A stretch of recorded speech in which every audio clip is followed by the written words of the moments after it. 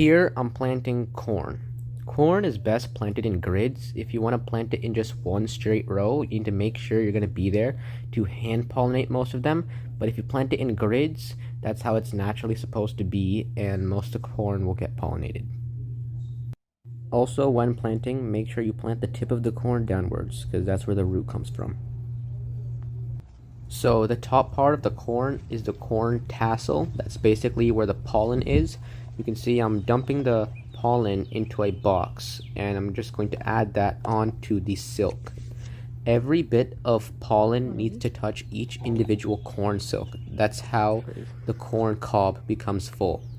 If it's improperly pollinated, then that's how the cob is slightly deformed and not every kernel will develop.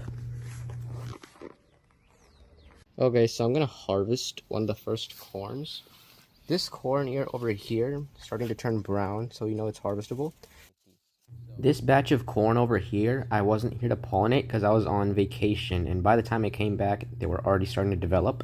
The corn still grew pretty well because I planted in a grid and close together, so the pollen from the top fell onto the silk, and they were decently pollinated.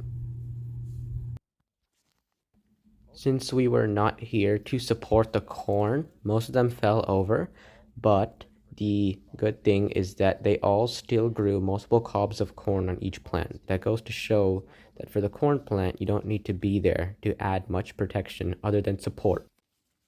The next couple cobs that I harvest are really good. They've developed very nicely. It's just that I was here too late and we weren't able to harvest them when they were soft, but we still cooked them and made a side dish out of them.